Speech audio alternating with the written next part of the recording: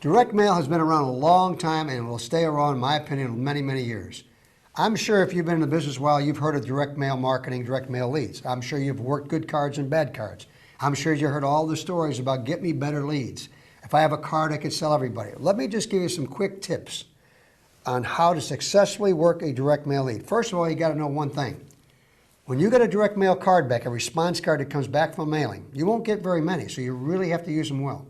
The first tip I'm going to give you is, number one, do not call them by telephone. If at all possible, do not call them. Because this is what I call an invitation lead. You've been invited by a signed card to come in and answer some questions for me. So it's like an invitation to a wedding or some kind of bar mitzvah. You don't have to send a confirmation. You can just go. Now, are they going to be home all the time? No, I understand all. But you don't just focus on using that lead alone. You must have other activity in the same area. That's number two.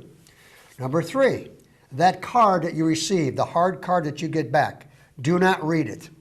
Regardless what's on it, you're not going to talk about it anyway. Because number one, okay, 1A if you will be, that person that sent the card back will not remember they ever sent the card back. They're going to tell you they didn't send the card back. Because it's taken 6 to 7 weeks. They don't remember it. And also they're embarrassed and caught off guard if they did send it.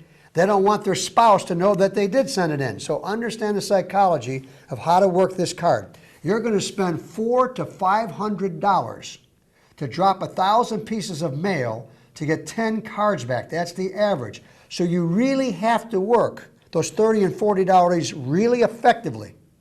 So that card is golden if worked correctly. So when you go to the door and you've got other activity in the area, the card is the prop. You take the card out or a copy of the card with you.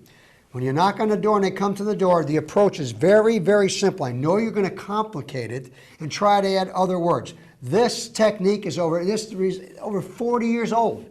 Don't change it. Would be my advice. So you take the card to your door. Don't take a lot of 4 briefcases or anything. Don't look like you're coming in to scrub their house.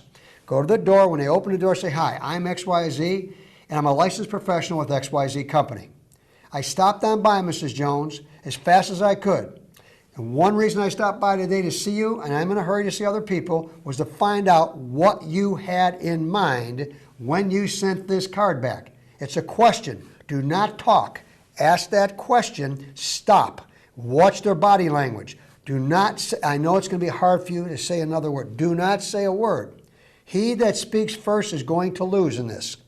So when Mr. and Mrs. Wilson will grab the card from you, and they're going to look at the card, and they're going to say, I didn't send it in. I didn't sign it. I'm going to tell you what they're going to say. Do not worry about this. Say, Ms. Jones, look, it's been 6 to 8 weeks. I can imagine not remembering, and you wouldn't have a copy.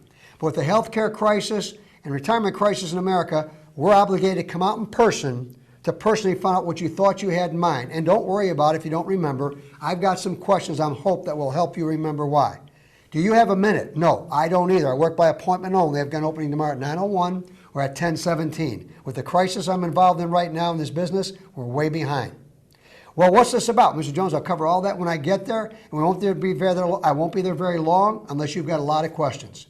With that in mind, thank you again. I'm glad I caught you home. And I apologize again for being late. But with this healthcare crisis, we've really been inundated. Thank you. I'll see you tomorrow at 10:05.